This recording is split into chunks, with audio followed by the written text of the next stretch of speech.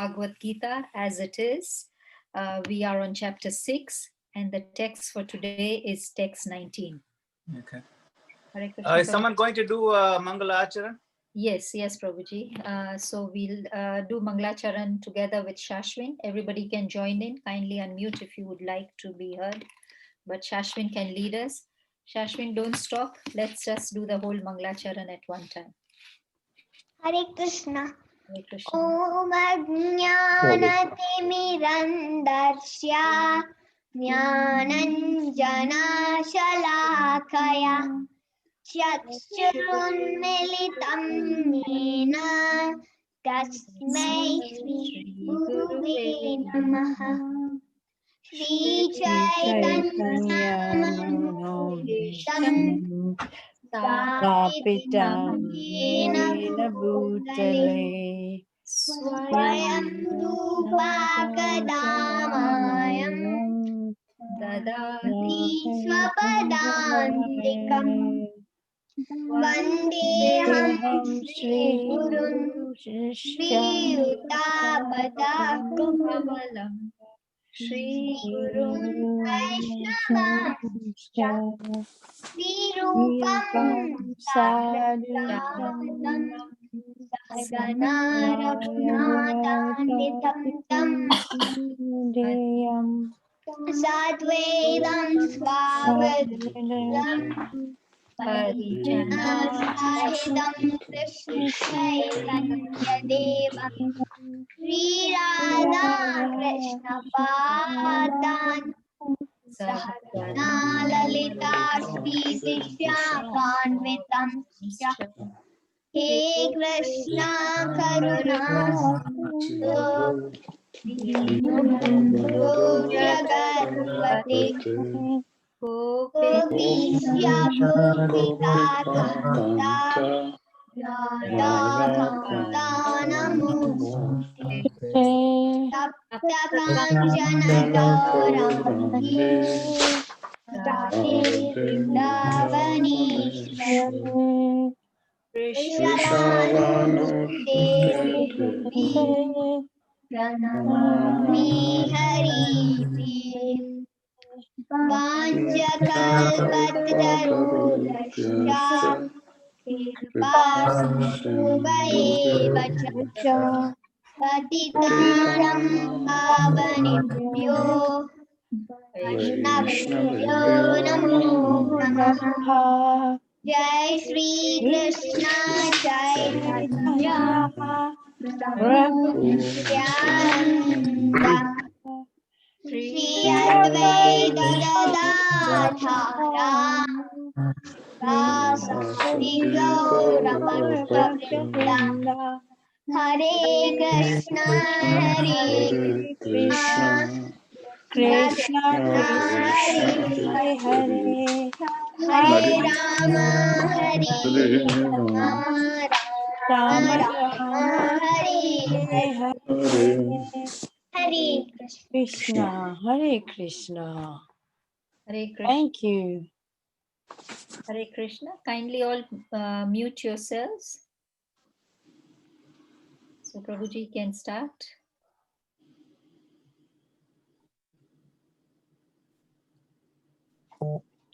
Over to you, Prabhuji. We are on Bhagavad Gita as it is, chapter 6.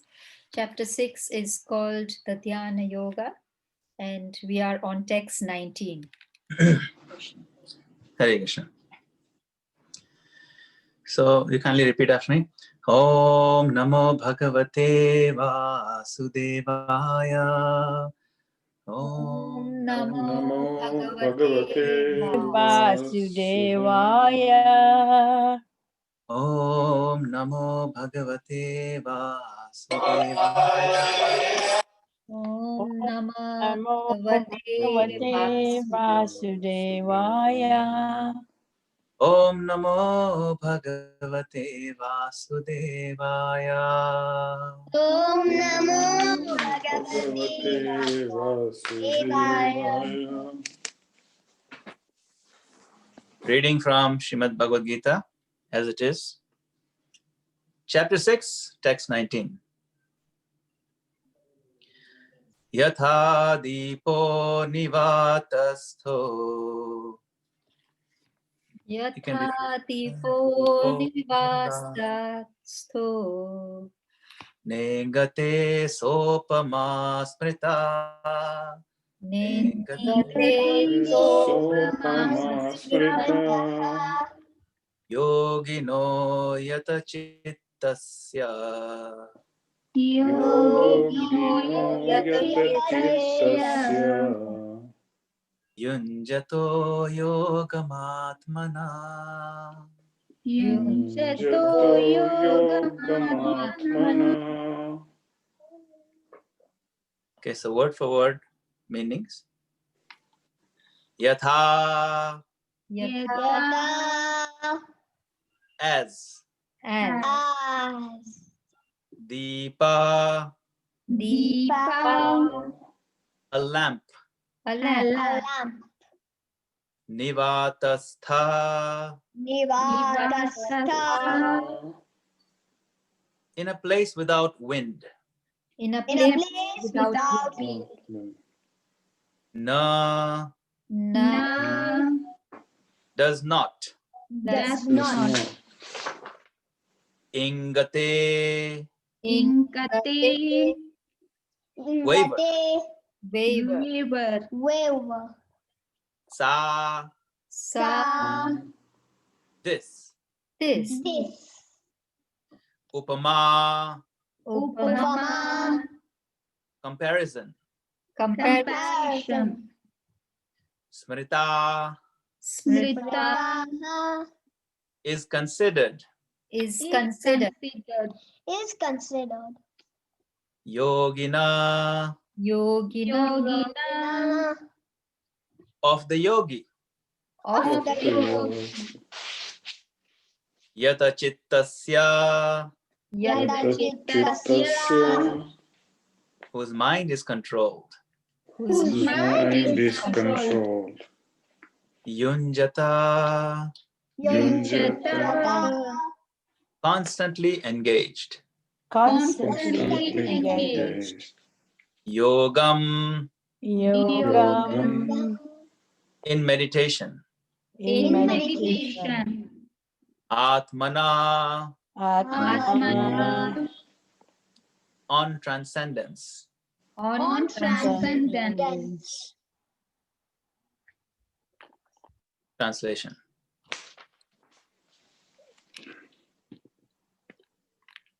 As a lamp, can you repeat? as a lamp As a lamp. In a windless place, In a windless place, place does not waver, does not waver, so the transcendentalist, so the the transcendentalist, whose mind is controlled, whose mind is controlled, remains always steady remains always steady in his meditation in his meditation on the transcendent self. on the transcendent self. self. Thank you. So I will just read it one more time. As a lamp in a windless place does not waver, so the transcendentalist, whose mind is controlled, remains always steady in his meditation on the transcendent self. Purport by His Divine Grace, A.C. Bhaktivedanta Swami Srila Prabhupada. Prabhupada ki jai. Jai. A truly Krishna conscious person, always absorbed in transcendence, in constant undisturbed meditation on his worshipable Lord, is as steady as a lamp in a windless place. Just one sentence to purport. Jai. So thank you all once again for joining as we continue our journey through the 6th chapter of Bhagavad Gita as it is. So I'd like to request all of you to imagine this, to envision this picture that Krishna is painting. Krishna in the Bhagavad Gita provides quite a few analogies. Analogies are examples that it's like a picture to paint in your mind, so it makes the point very clear. So here he's saying that the yogi who is successful yogi means his mind is controlled. If a person whose mind is controlled successfully, then his focus, his meditation remains fixed on the Supreme Lord, Krishna, the transcendent self. You see here, the self is spelled with a capital S. Capital S because it refers to Krishna, who is also self. He is the big Atma. He is the Paramatma. So it's also known as the super self or the super soul. And we are the small soul. So Krishna's system he's established in this world is that in everyone's heart, Krishna sits. Every single person, every man, woman, child, even every living entity, animals, plants, all sorts of living entities, Krishna sits with them in the heart. That's his kindness. He personally sits there as the self, the super self, Paramatma. So what we learn is that a successful yogi who has learned to control his mind,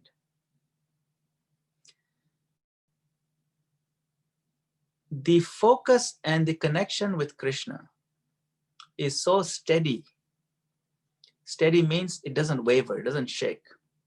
And so if you have a lamp or a candle that is burning and there's no wind at all, it looks very beautiful. It almost looks like a picture. It's not moving at all, but it's giving off light. So if I were to put a candle like that and then next to it a photograph of a candle, it almost looks identical. But there's a difference. We can pretend to be focused. We can pretend to not shake. We can pretend to be like the photograph of the candle. But there's a difference between a pretender and the actual person, actual yogi. Like there's a difference between the photograph of the candle and the actual candle that is burning. The difference is the candle that's burning, it's actually doing a lot of dynamic things. That burning part, a lot of movement going on within. It's vibrant. It's giving off heat. It's giving off light. See, it's lighting up the room. The photograph cannot light up the room. The candle can give illumination. The photograph cannot give illumination. So steadiness of a yogi in this analogy is just like the candle doesn't shake, but it's a lot of activity going on in there at the molecular level. The focus is very brilliant, but nothing can shake that person who is very steady in Krishna consciousness. So in any practice that we take up, whether it is something spiritual or say it's something material, it requires a lot of determination and fixedness of mind. It requires steadiness. The analogy here is about steadiness. A successful yogi needs to control the mind and remain steady and focused. Suppose I want to be an expert pianist, really good at playing the piano. I have to practice every day. I have to take my lessons from the expert piano teacher. Every day, say I'm taking 1 hour lesson and I have to practice for 2 hours. And I have to keep doing it whether I like it or not, whether it's comfortable today or not. If I want to be successful in my goal, it's a long-term goal, because to become an expert at piano is not that easy. First day, they don't even let you actually play the piano. They just make you tap on the table and they teach you how to hold your fingers. Second day is also like that. And then maybe after a week, you actually get to touch the piano. And then gradually teach you how to press the keys, keep your back straight, everything is taught. And then later on, after years of practice, then we can be considered somewhat expert.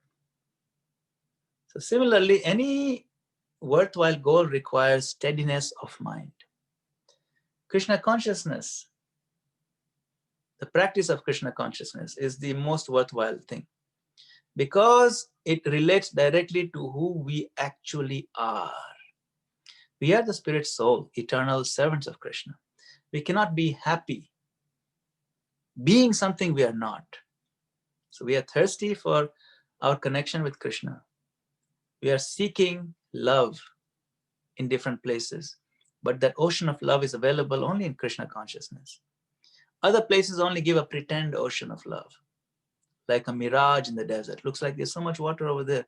Keep running, but only dry sand is there. It looks like water.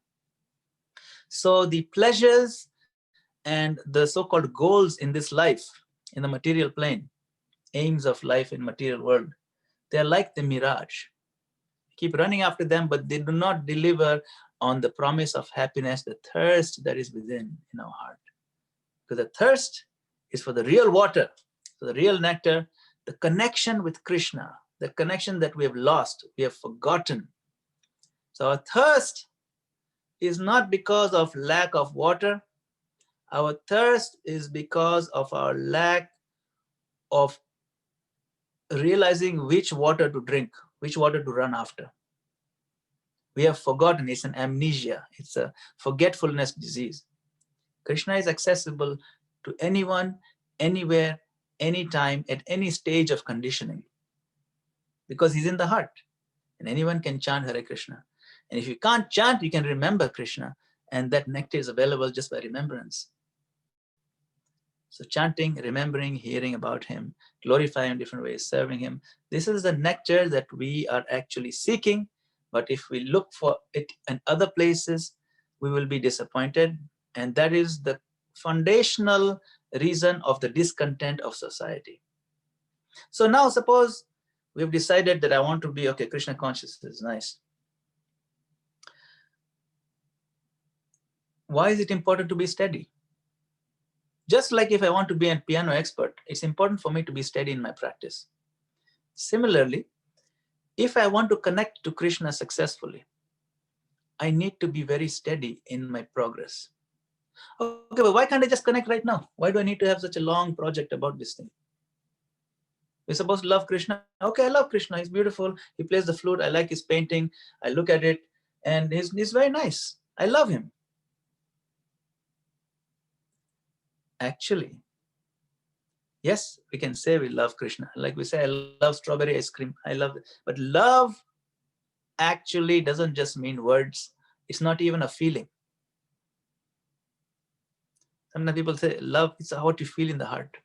Feeling is part of it, but love itself, the whole meaning of the word love, is not just a feeling. Actually, the bigger meaning of love means action. Love is not a feeling, it is an action. It's divine love, spiritual love, pure love. It is known in the scriptures as bhakti. And when we engage in the practice, it's called bhakti yoga, connection on the level of spiritual pure love.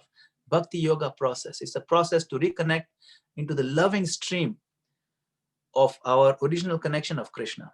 Okay, love is fine. But when we read Srila Prabhupada's books and we find the word bhakti, Srila Prabhupada does not translate bhakti as love. He translates it as devotional service. Because love means service. Love means I have so much affection and care and concern for my beloved person that I am moved to do everything and anything in my power to please that person, to help that person. To show my love means to do something for him or her. Therefore, Srila Prabhupada always translated bhakti as devotional service. If a man has two sons, and both of them say, Daddy, Daddy, I love you, I love you. Both of them say equally, same number of times they say, I love you during the day. They come and hug the daddy and say, I love you. The other one comes and hugs, I love you. One of them grows up to serve the father day in, day out, helping him in anything that he wants. And the other one, he calls only 1 or 2 times a year, Daddy, I love you. Both of them love. It's not like that. But who is actually considered more loving? Not the person who just says, I love you. The person who serves, who takes care, who shows his affection. He puts his money where money where the mouth is, they say. Don't just say it. Give your everything. Give your energy. Give your time. Okay, but see, an ordinary father, I can give, I can feed him and things like that. But our heavenly Father, Krishna, I'm looking out the window. Where is he? He's up there in heaven. He's a big father. He has everything. Why? He doesn't need my food. He doesn't need my money. He doesn't need my energy. I just look at a painting or I just think about him and I love him. That's enough. Why do I need to give everything of mine? Why do I need to start working for him now? See, if my father was old and poor and he didn't have help and I served him, that makes sense. But Krishna doesn't need my service. He owns everything. This is where the context and the perspective is very important. It is true, Krishna does not need our food that we offer to him. He does not need the buildings we build for him. He does not need the books we print for him. He does not need these things for him to be happy. But we need to do that for our benefit. We need to read the books of Krishna, about Krishna, by the pure devotees of Krishna for our benefit. We need to provide the infrastructure so that we can share this important knowledge for our benefit, for the benefit of our fellow human beings. And when we show Krishna that I'm interested to learn what you taught, so I'll read your books.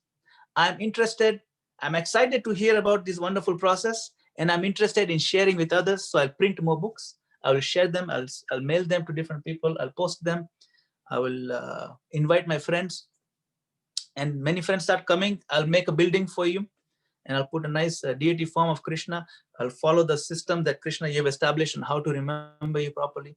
So this is for our benefit. This devotional love is better translated as devotional service. That's how you show love.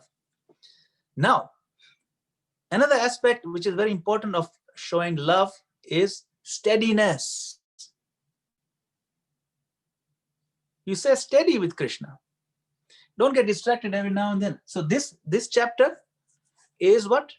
Dhyana yoga. Dhyana means you pay attention, right? We have that word in Hindi, Gujarati, we said, dhyan rakho, means pay attention. So it's like give your full attention to Krishna in a steady way. Otherwise you keep getting distracted by this thing, that thing. Then the quality and quantity of the flow of affection, the love gets disrupted. In the Srimad Bhagavatam, this is a verse, it says, Savai pumsam paro dharmo, yato bhaktir atokshaje, ahaitukya pritihata atma suprasidati.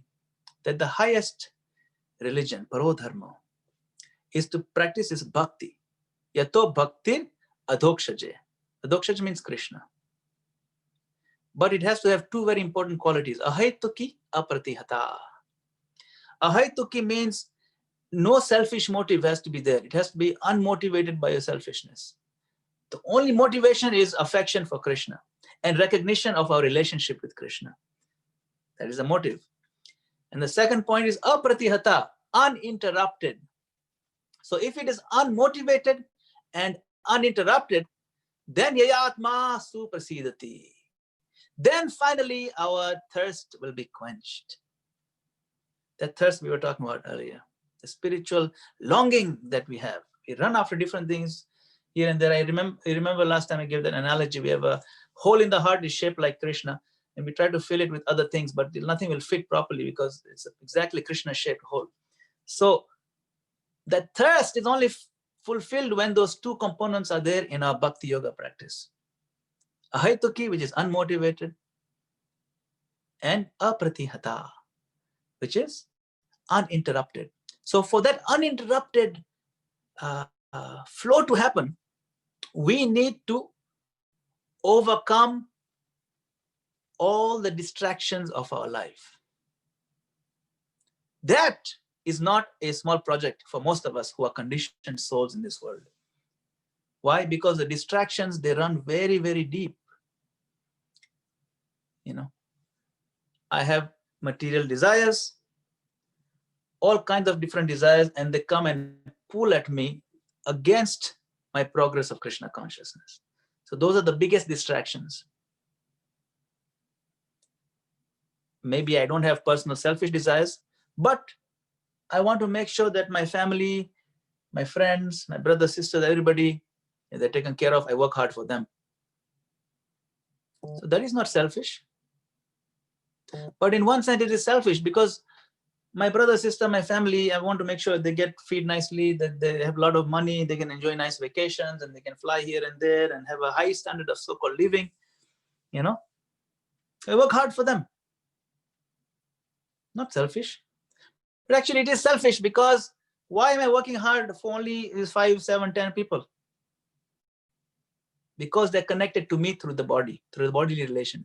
Why don't I have the same level of affection for my neighbors? Okay, let me give my same level of affection to my neighbors. I love all my neighbors in my neighborhood. What about the other neighborhood? Okay, everybody in Kenya, I love them. All the 1 inches, they are my friends. They're my dear, well-wishers. I'll do anything for Kenya. What about Tanzania? What have they done wrong? So see, this kind of thing, you can see the selfishness is just a little bit more extended beyond my body, but it's still selfish because it is connected with my body. See? So to be truly selfless and unmotivated, we have to recognize that all living entities are children of God. Our job is to move away from these distractions of selfishness and become steady so that we can finally taste the nectar that is we have been seeking. And when we taste it and feel nourished by it, then we are in a better position to help others access it, taste it, and be nourished by it, and finally feel happy. That is called true selflessness. And that is the main reason why Krishna says, later on you must have heard this was karmanyavadhikaraste ma phaleshu kadachana ma karma phala hetuhu ma de sangosva karmani. This is a very popular Bhagavad Gita shloka. In India, you ask somebody, what is the most popular Gita shloka? This is one of them. They'll quote this. It means you have the right to perform your duties. You don't have the right to the fruit. That verse makes no sense unless you look at it in Krishna conscious point of view. Duty doesn't mean that I work as an engineer and make a lot of money and enjoy it. No. Duty means I work as an engineer and whatever resources I get, I employ it in Krishna's service. So I work as a doctor, I work as a laborer, or I work as a politician, whatever my job is, or a businessman. Do my duty to earn a living, but use the fruits, not just for my selfish gain, but for the upliftment of society in Krishna consciousness, because that is the thirst everyone's thirsting for. So that is the point. We need steadiness in our practice so that we can be nourished. Now, this verse talks about steadiness of yoga. So when we practice, we want to avoid different distractions, different goals in life. And this point, Krishna repeatedly makes over and over again. In chapter 2, text 41, he also says the same thing, right? Vyavasayatmika buddhir ekeha kurunandana bahushakha hinantascha buddhayo vyavasayanam. That a person who wants to be successful in spiritual life has to have single-pointed intelligence. Those who are less intelligent, those who are many branch, the intelligence bahushakha hinantascha buddhaya vyavasayanam. Those whose intelligence goes here, there. I want this also. I want Krishna a little bit, but I also want to succeed in that other thing and that other thing.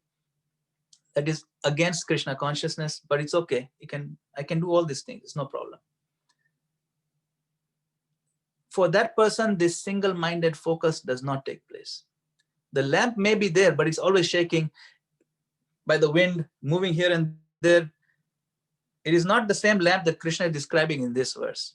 Krishna wants us to have steadiness. Now, why is it important for us to have steadiness?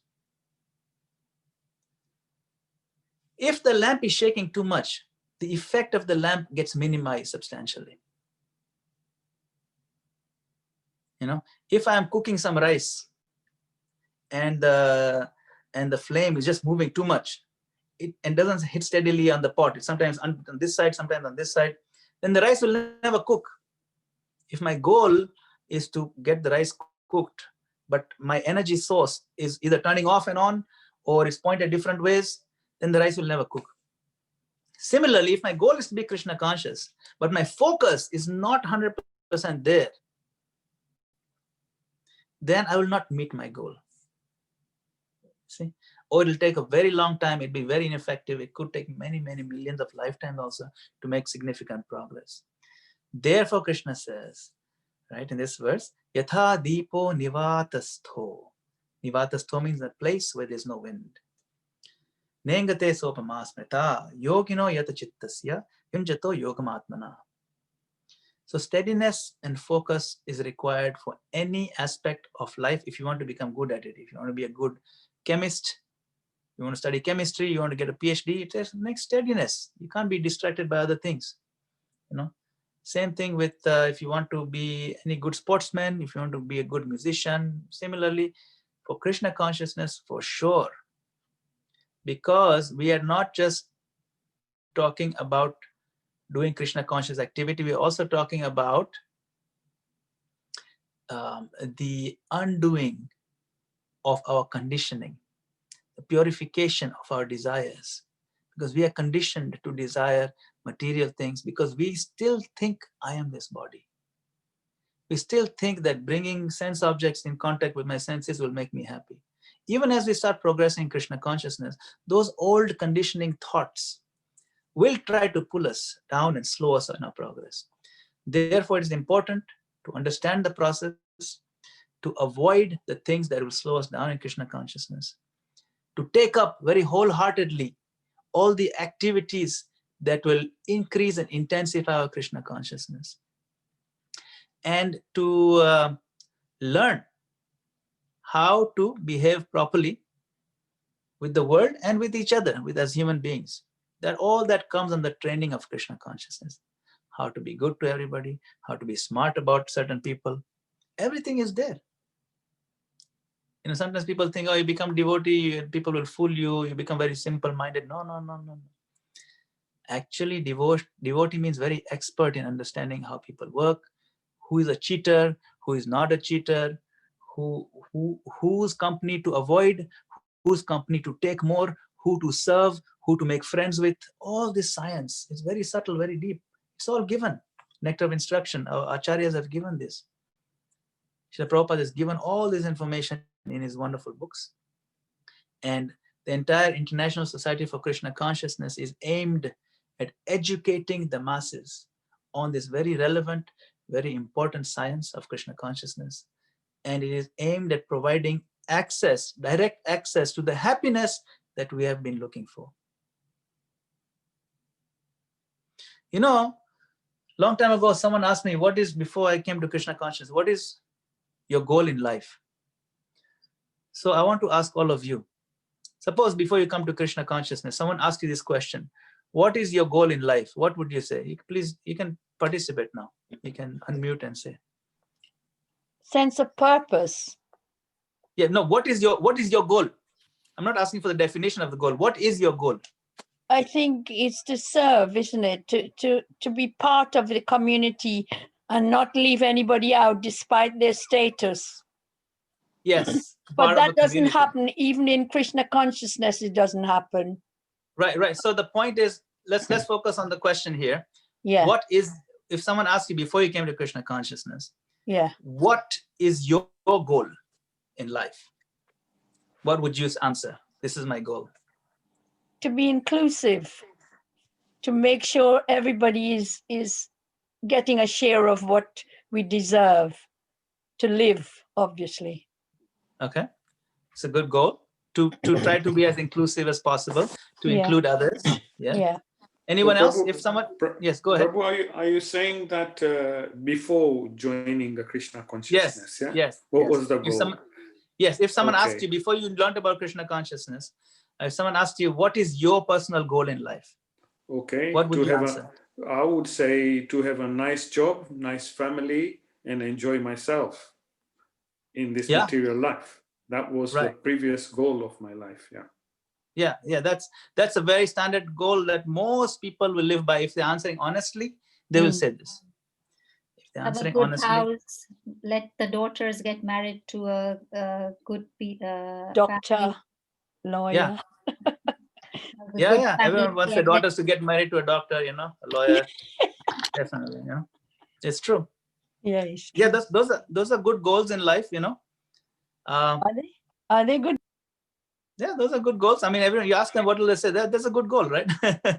I'm using it as a joke, but this whole thing that I want, my daughter to get married to a doctor, this whole doctor, engineer. I mean, especially doctors. There's a lot of high regard for doctors in America, especially over here. There's like, especially it's like among Indians, it's huge. Everyone wants, their daughter to get married to a doctor for some reason. I remember there's a joke about it, that there's this Indian mother, and she had one of her sons was elected to become president of America, and all the newspapers they came up to her, "Oh, you must be so happy, your son is now president of America," and she said, "Yeah, but my other son, he's a doctor." So she's more proud of the doctor than the guy who became president. So yeah, those are different goals that we learn about. Generally, it is to have a good, healthy life. Sometimes some people's goals are a little more selfless. Like the Mataji was saying, that to be more inclusive. My goal is to have my life to be involved in a community so that people are more included, more inclusive. When I was asked, what is your goal in life? I was surprised. I asked him back.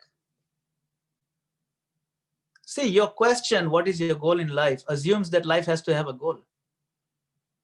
You have an implicit assumption, life has to have a goal. Who is to say life even has to have a goal? Why does life have to have a goal? Why? You just live and survive, and you do what you feel like doing. If it feels good, you do it. If you don't feel good, you don't do it. That's it. It's no goal as such. It's not like I want to reach a particular level of something and then I'll be happy. No, just go day to day. So a lot of people operate on that also. Then why do you assume that life has to have a goal?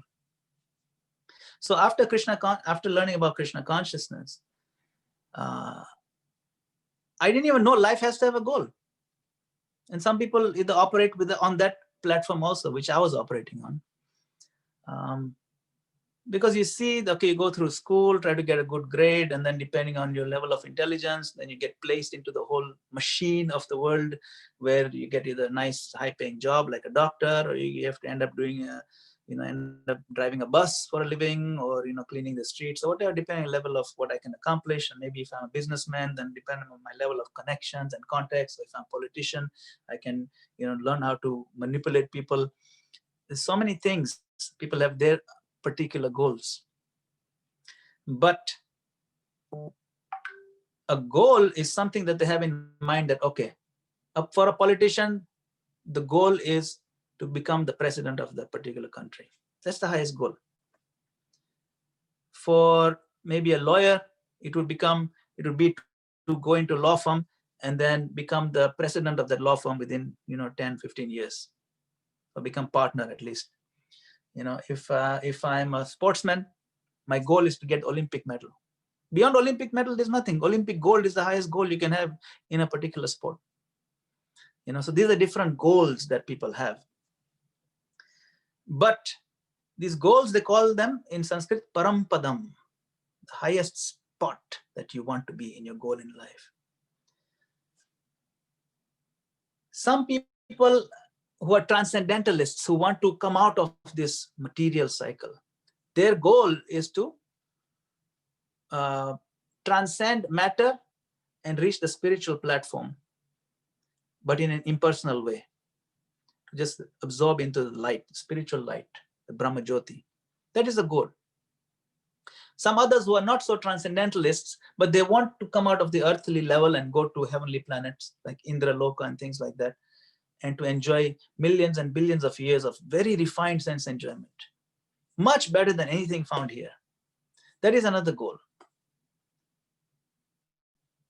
Some people want to control the whole universe, like Hiranyakashipu actually got that. He achieved that goal.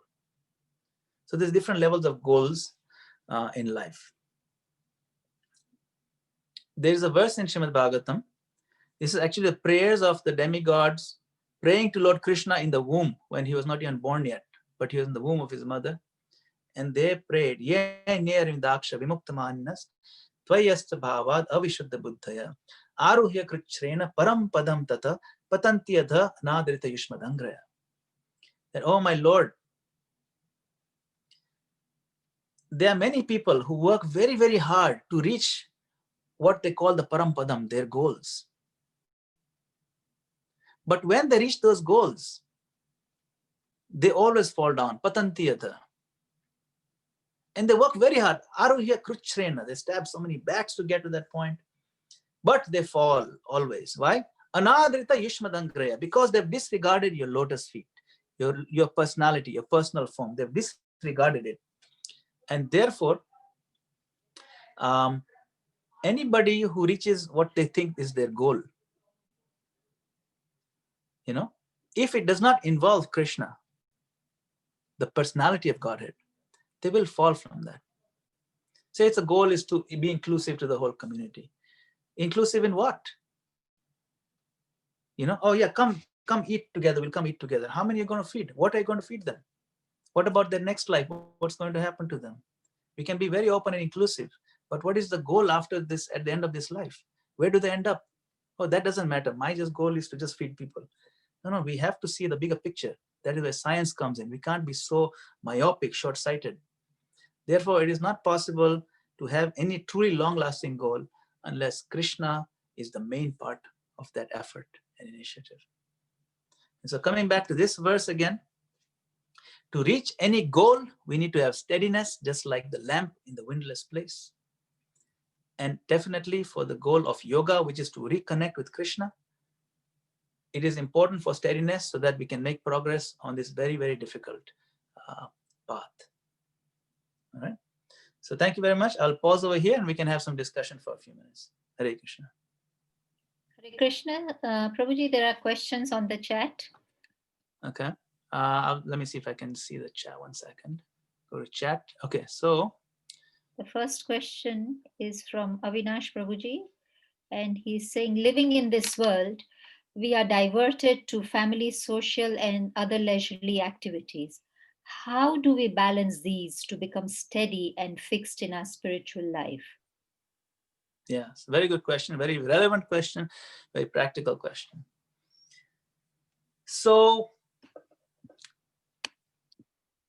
our scriptures are filled with all kinds of instructions. You do this, you don't do this. You do this, you don't do this. Yama, niyama, right? But all those instructions, the do's and the don'ts, they're all servants of one of two key instructions.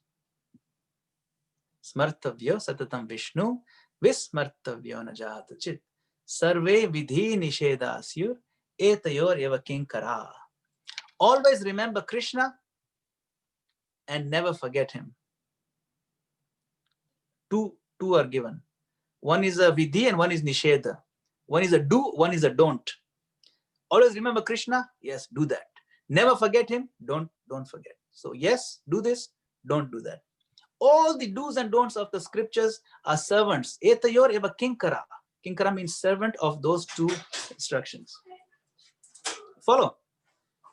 So now, as a family man, as a person who has children, who has cousins, who has brothers, sisters, who has a business to run, who has to entertain clients, now I've decided I want to be Krishna conscious. I can't throw that whole thing out the garbage and move to the forest. Which forest? Ruaraka forest? No, you can't do that. So we come back to this one thing. Always remember Krishna, never forget him. Now, how do I implement that in this complicated situation I'm in? Okay, so I start first with myself. I start learning about Krishna consciousness. Then I share it with my family also. I gradually first make sure my wife understands what's going on. And then decided, okay, I'm going to share with my children also. How does Srila Prabhupada recommend we do this? So in the 13th chapter, Srila Prabhupada actually gives a very nice description of how one can make the family happy in Krishna consciousness, and in that verse, Krishna says that one of the items of knowledge is to pull ourselves out of entanglement from wife, children, etc. Krishna says you must do that. In the purport, Srila Prabhupada says you don't need to actually give everybody up, but you can introduce Krishna consciousness, infuse it in your family with these 4 items. You do these 4 things, you will be happy. You'll still have your family, they will be happy. Then you share it with your cousins also, you share it with other people also. So this way, when you interact with them, there's a platform of Krishna consciousness. Now, they may or may not take it up. That's a different issue. But if they do take it up, it's fine. Then our interactions become more Krishna conscious. So the 4 items are what? Chant Hare Krishna in the morning and evening, a little bit with them. Read Srimad Bhagavatam. And offer whatever we offer, whatever we eat, we offer it. And I forget the 4th one. Anyway, something very similar like that. I don't recall now for some reason. But it's a very simple process. Oh, yeah. So read Srimad Bhagavatam, chant Hare Krishna with the kirtan, or you can do japa and offer the food and worship the deity. You can have a little picture or deity form and you worship like that. So that makes your life very happy, family life. So now, when we try to incorporate all these aspects in our regular family life, then the instruction of always remembering Krishna and never forget him, that gets more and more fulfilled. Suppose I'm at work in my business. We can be Krishna conscious at work as well. Why do we work? To get money. If some of my money is going earmarked towards helping printing books for Srila Prabhupada, was helped towards cooking some food so we can distribute this prasadam to the people, then, because in the back of my mind I'm always thinking what I'll do with the money I'm earning today. So now, because some connection is there with my work and Krishna conscious service, even my work will be purified because the fruit of my action is being used for Krishna service. So that is another way to do that.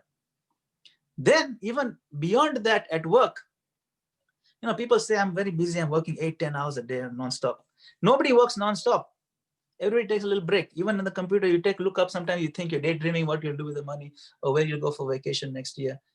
That daydream, if you infuse it with the Krishna conscious goal, and I'm thinking next year, I will visit the Mombasa temple.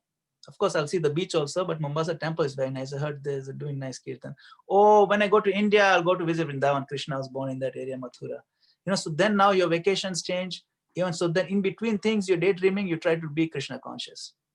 Or, I'm thinking like next week they're having a kirtan program in Nairobi temple. I'll go there. That'll be nice.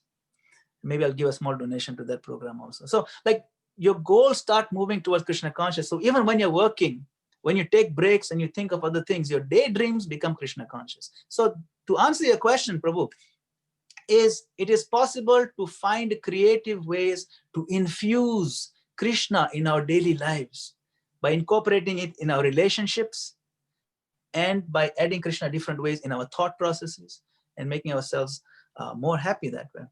So these are simple things we can do without having to get too crazy about it, too drastic about certain things. I have simplified it. Of course, there's a lot of complexity when we come to implement it. Family themselves may not like it, or cousins will start spitting. I don't talk to me anymore. Hey, come on, we'll have a beer party. No, I don't drink anymore. Okay, you don't talk to me anymore if you don't want to drink beer. So those kind of things will happen sometimes. Okay, and that's fine. At that point, then we have to do some soul searching ourselves and ask, do I want Krishna? Do I what? But generally, we sacrifice relationships for things we like anyway. If I like football, then when my cousins keep calling me to go to their party, I say, no, tonight I'm playing football with my friends. Don't call me on Tuesdays and Wednesdays, don't call me, I have football night. So that time we don't think so much of a relationship because football is very important. You see, so and then they realize, yeah, Tuesday, Wednesday, don't call him. Maybe Friday he'll come. Something. So what I'm saying is that we do sacrifice some aspects of our relationships for other things. We can do the same thing for this. You have to just be careful on the impact it will have on us. So we have to be smart on how we balance it. But we have to do some soul searching. What is my priority in life? How much do I want to trade off so I can make significant, substantial progress in Krishna consciousness? We have to do some practical thinking, but it's doable. I hope that helps. This is a big discussion. How to implement things is a very big discussion. Just giving some general guidelines. Is that okay? Yes, thank you. Thank you. That's a Yeah. very nice answer. And yeah, good. Thank you. That's, Avinash Prabhu. Hare thank Krishna. you. Haribol. Hare Krishna Prabhuji, there is a question from Dr. Agrawal. If we totally surrendered to Krishna, does he work through us so that there is no separation between us and him? Do we then project his infinite, unconditional, selfless love onto this world? Yes, that is correct. That's exactly how he's laid it out, just exactly the way Krishna explains it. Krishna says in the last chapter, Sarvadharman Paritejya, Mamekam Sharanam Braja. In that verse, in the purport to that verse, Krishna says that surrender unto me. I will free you from all sins, don't worry about it. In the purport to that verse, Srila Prabhupada defines what it means to surrender, right? So Dr. Agarwal used the word surrender, but it's important to understand what surrender entails. What does it involve? What does it look like? You know? So there's 6 items of surrender listed over there. I'll give you some examples, like to always recognize Krishna as my maintainer and to depend on him for everything, and then to be humble all the time, you know, Dainya Atma Nivedana, to give ourselves to him, to take up practices that are conducive for Krishna consciousness, to give up practices that are damaging to Krishna consciousness. So when you see a person has all these aspects, you recognize that person is surrendered. And to the degree they take up these practices and these attitudes and becomes part of their personality, to that degree they are surrendered. Yeah. So now when one is surrendered, then Krishna does work through him, certainly, because Krishna empowers. You look at Srila Prabhupada. He came to America with no money, no dollars at all. He had 40 rupees in his pocket, nothing. But he transformed the face of the earth. People knew about Hare Krishna within just a few years, handful of years. And he was basically projecting the mercy, and he continues to do that today through his books, through his International Society for Krishna Consciousness. He's projecting the mercy, like you say, to the whole world today because of his surrender and his direct connection with Krishna. And he's special, no doubt, but he is also inviting us to be special. Prabhupada said, I want all of you to become exactly like me. He said that. He said, no, I can't be like Prabhupada. And it's true, we cannot. What he's inviting us to do, and it comes back to this verse, actually. This verse about lamp. Prabhupada is like the sun, very powerful preacher. He just comes and lights up the whole universe. Well, we can at least be like the lamp. Prabhupada, you're like the sun, but at least empower me to be a little lamp so I can, light up my little corner of this world here. And so then the mercy of Srila Prabhupada flows through us also, if we just follow his yeah. All right? This computer? Okay. All right. Any other questions? Yes, Prabhuji, there are 2 more questions. One is from, the next one is from Govinda Prem Das Prabhuji. Prabhuji, would you like to ask it or should I read it out? There is a shloka for the question. Okay, someone may say that aside from devotees who always seek shelter at the lotus. Hare Krishna, that's not a question. That's the verse Prabhu quoted. Oh, So I just put it on the chat for everyone to read. Oh, yeah, the yen here in the Aksha verse, this famous verse, yes. Thank you, Prabhu. Yeah, that's not a question. That was just a quotation of the verse in case someone is interested. Yeah. Thank you very much, Prabhuji, for the clarification. Next question is from Joli Mataji. I think, Prabhuji, if you are committed, we'll just take this last question. Sure. Joli Mataji, kindly unmute and ask your question. What is the confusion about? There are so many rich thoughts that Prabhu has said to us. And I'm more taken back with the goal and desire. How does goal versus desire? I mean, I brought up desire last time, but I'm really confused at the moment. How does one put this into practice? I actually set aside some time in my lunch break to go and chant. And somebody wanted to come with me, and I said, no, I'll go on. I have to go on my own because I want to have my mind fixed on the activity more than usual. And there's the phone that, because I'm working, I had to take my phone. I got disturbed in that sense. And I try to remember Krishna when I'm doing it, but it's also living in the real world. How does one collate all this information and put it into practice? There's so much to consider. You know, I have a goal, I have desires, but how does it work together? I mean, you think about the goal of being a doctor, as you mentioned. It's quite a selfish goal, isn't it? You want to be better than others. So there's a great, what shall I say, competition, really. And you mentioned how you can gain this stillness. I love that idea, but in our practical daily living, it doesn't seem practical, really. You have this goal to access good, you relish and nourish yourself with all these lovely thoughts. You're longing for Krishna, and then it doesn't sail. And I think the qualities you're describing is a sadhu's quality. They give up everything, and they live on absolutely. I mean, they become so humble. Nothing matters in the world apart from Krishna and serving Krishna.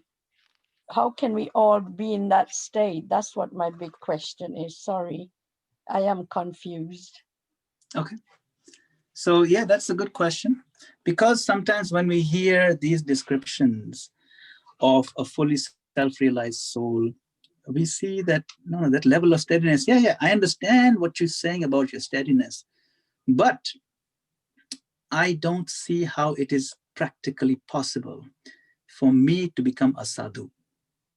You describe these qualities of a sadhu, that he is equipoised in happiness and distress, in honor and dishonor, in heat and cold. I am not that person. You describe in the Bhagavad Gita, Brahmabhuta Prasannatma.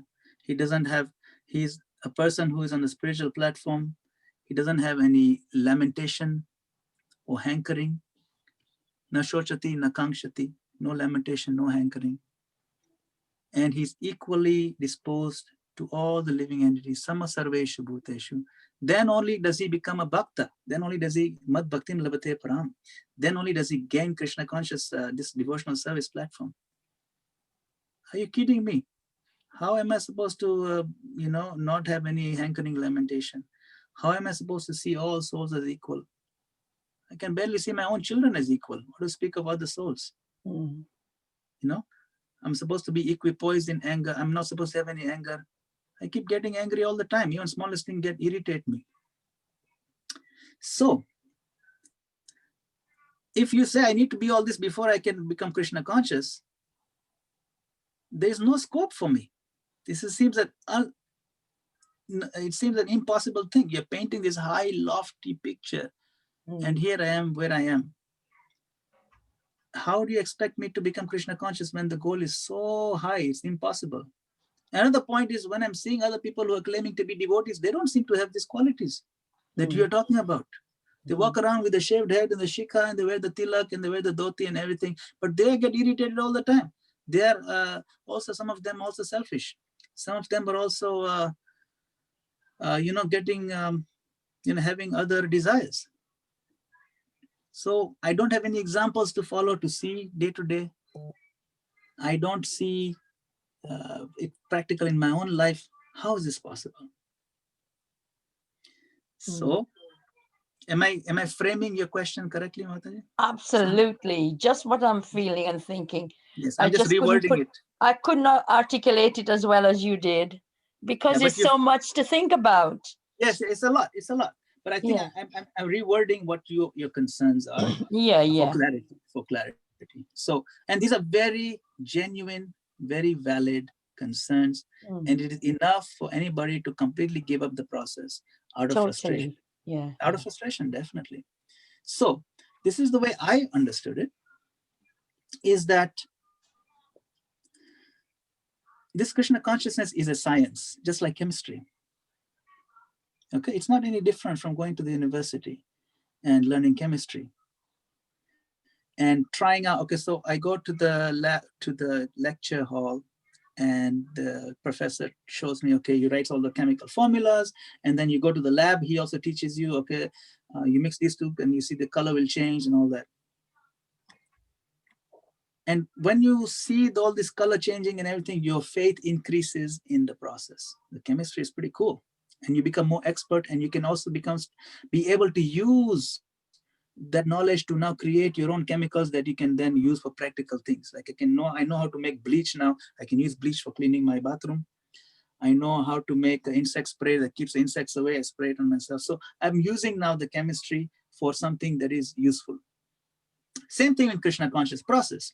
In Krishna conscious, we learn in the beginning, okay, you do these things, you give up these sinful activities one by one, as much as you can. And you chant Hare Krishna, you wake up early, you focus as much as you can, you regulate your eating, your sleeping, you associate devotees, read, meditate, you engage in kirtan, you read more scriptures, try to apply it in your life. Then what happens, just like in chemistry, we start seeing some of our own colors changing. I will find that things that used to bother me a lot before, used to make me so angry as to fly off the handle, I don't care for them anymore. Maybe 10% of my anger has gone down, but it has gone down. That means the process is working. That progress keeps me in the process. And when I see I put in the effort, I got this much progress, oh wow, this is really good. So then my faith increases. Now, when I see other people who are also, Hare Krishnas, but they're not at the same level, I also understand, yes, everybody starts from different levels. Their ability to accept and apply the process will vary because we all come from various backgrounds. So it will not do me good to judge them too much. If a person, a devotee who's very good, who's very humble, genuine, and I see he's very sincere and he's making good progress, I will want to hang out more with him because I want to be like him. And the other one, not so much. So then I'll keep a distance, say Hare Krishna from distance. I'm not making this up. This exact instruction is there in Nectar of Instruction by Rupa Goswami. He says, if you see devotees who are not very progressive, stay away from them. Keep distance and say Hare Krishna from distance. But you see someone who's very progressive, spend more time with him. And if someone is very advanced, serve that person. Learn to be influenced by that person. So the whole science is given to us. That's what makes I'm just giving you my testimony, because I've been practicing this not very long, but I started in 91 in Nairobi. I've been practicing it, and I feel that I'm making a little bit of progress because things that used to bug me before, they don't bug me anymore. But I also know I have a long way to go. But another thing to see is that this process has not disrupted my life. I am feeling happier by doing it. I'm feeling lighter. And I also feel that when I share my understanding of the scriptures, other devotees have expressed that they like it when I share it. And that is what Prabhupada wants us to do, to share what we have learned. That's all. So I'm feeling happy. The process is very nice. It's very easy process in one sense, because just hearing, chanting, singing, dancing, eating nicely. Yeah. Very colorful festivals, making friends, making new friends with new people, sharing something that's wonderful, improving other people's lives. I've seen people's lives who give up cigarette smoking, they gave up alcohol because the process gave them so much happiness. So now they'll live longer, they'll have a much better life. So my point to you is that we all come from different backgrounds, different level of conditioning, but the process is very solid. It gives immediate happiness, and it also gives long-term goals where we can increase our happiness to the level where we can actually become sadhus. Becoming a sadhu is a doable thing if we follow the process, stick with it, and find the right association. And thanks to Srila Prabhupada, that kind of association is available. We just have to look for it and be a little sharp on how to identify good association, how to identify bad association, and act accordingly. But that is how faith works. Your faith gets stronger in the process of chemistry because you see things are working. Same thing, faith gets stronger in the process of Krishna consciousness because you see things are working. And it's democratic, it's open to everybody. It's not locked out for certain groups of people. Everybody has access to Krishna consciousness. That was Prabhupada's special mercy. He gave it to the entire world in every language. Every race practices Krishna consciousness. And that is the sweetness of Srila Prabhupada's mercy. So just to answer your question, our faith will increase more and more as we practice, and we'll feel it affecting our heart. One of the important aspects is dhairya. Dhairya means patience. We have to be patient for some of these things to impact us, because it'll take a time depending on how deep our own conditioning is. So we should not lose patience, not get angry, irritated, not get frustrated. And to that degree, we are patient. To the degree we are enthusiastic, to that degree we will find happiness in the process. And Krishna will reward us. He'll reward our patience with more realizations and more bliss and more nectar. That I can share because I've experienced it. And I can guarantee if you follow the process, you will also experience it. I hope that helps. I kind of summarized it. It does help, but they're also, it's a bit confusing when you're told different things. And I was thinking about if you even say you're gonna decide to have the best association, in a way you're judging people, aren't you, as well? Because you're saying that one's Yes, you good have and to. that one's bad. So you how? have to judge. Yes. You Sorry, you have to judge. Yes. Yes. So and we're told not to judge. You shouldn't be judging people. You shouldn't be, you know. Who told you not to judge? You shouldn't. Okay. See, suppose you want to buy some gold, right? You go to the gold market, or you go to the market and you want to buy some gold. Someone told you should buy gold because the gold prices are going to go up in the next 2 years. You should invest in gold. Very good thing. So now if I go to buy gold, but I don't even know what gold looks like, I don't know what is fool's gold. Someone will sell me this fool's gold. It looks shiny, it looks like gold, but it's not real gold. And I go to the wrong person. And then, or maybe someone told me, hey, there's something called fool's gold. It has these lines on it, and it looks like brass. So make sure no one fools you. So now I go with my money and I go to the shop, and some guy gives me a block of what looks like gold, and I say, hey, wait, this looks like fool's gold. And the guy goes, hey, why are you being judgmental here? Don't be judgmental. Who told you to be judgmental? This looks like, I'm telling you it's gold, so it's gold. No, look, I'm educated. I know what is gold, what is not gold. I'm not going to give you my money. So if in gold we cannot be we should be judgmental. Similarly, it is important for us to recognize whose company will benefit me. You see, if I meet a drunkard on the street and he just wants to, or not on the street, say a person who enjoys drinking alcohol a lot, and I want to be friends with him. I want to be influenced by him. Or I meet somebody who is very healthy and he focuses and he wants to help other people to come out of alcohol addiction. Now I'm making a decision, a judgment, to hang out with the person who's helping other people, or to hang out, to spend time with the person who is an alcohol addict. It is obvious I will want, for my own progress, I will choose the person who is progressive, who's healthy. At that point, I've made a judgment. Remember, that is not being judgmental. You see, that is being smart. Good judgment and bad judgment. Yes, exactly. I agree. Exactly. We have to learn to categorize even judgment. What is judgmentalism? Judgmentalism in a negative sense means to make a judgment before knowing somebody. Just by seeing, say, someone on the race, or just by looking at the way they're standing or the way they smile. I don't like the way his eyes are looking, so he must be a bad guy. Or that guy, he's Japanese, so all Japanese are bad. Something like that. This is called being judgmental. So what criteria we use to judge a person, that's what needs to be decided, not judging itself, because we're always judging and we need to judge. You see, so we have to be a little more sophisticated in categorizing our judgment. Yeah. It's okay. Thank you so much. That was really, really helpful. You hit the nail on the head when you said frustration. I am frustrated because I'm impatient. So that is what, you're not talking to me, what helps me to look at now. I'll be looking at my impatience and not be so impatient. I thought he was talking to me. Hare Krishna. Thank Did you. it make sense? Great question. Thank you very much. I enjoyed that question. It's a very deep Thank you one. very much. Sorry, my Krishna. husband was talking to me. He thought I was talking to him. Hare No Krishna. problem. Hare Thank- Krishna. Thank you very much for your help. It's been really useful. I love your talk tonight, and all the pointers tell us such a rich point for the whole subject. You've given us some amazing richness to go away and think about. Thank you, Prabhu.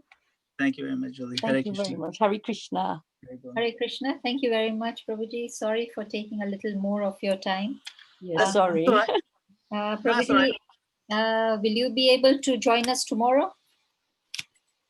Tomorrow is, I'll let you know. It doesn't seem very likely. I'll let you know.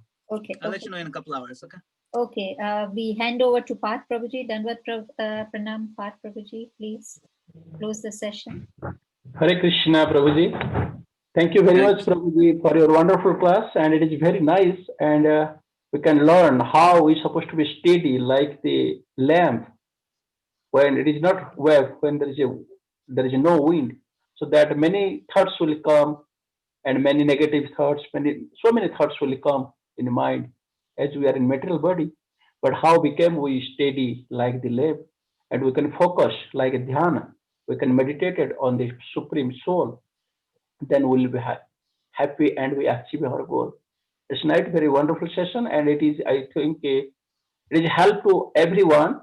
It's everyday's life, because in your material life and in family life and our professional life, there are so many things will come. But how can we overcome this one, and we become steady in Krishna consciousness, and we can recognize what is the human life for. That is the main goal. Thank you very much, Prabhuji, for your enlightenment. I request everyone, please unmute yourself and chant Hare Krishna mantra once for glorification of His Grace, Madan Gopal Prabhuji. Please chant. Hare Krishna. Krishna, Hare Krishna, Krishna Krishna, Hare Hare, Hare Rama, Hare Rama Rama, Hare Hare. Vancha Kalpa Kalpatarubhyascha Eva Cha Patitanam Vaishnavibhyo namo namah. His Grace Madan Gopal Prabhu ki, Jai. Srila Prabhupada ki, Hare Krishna. Hare Krishna. Hare Krishna.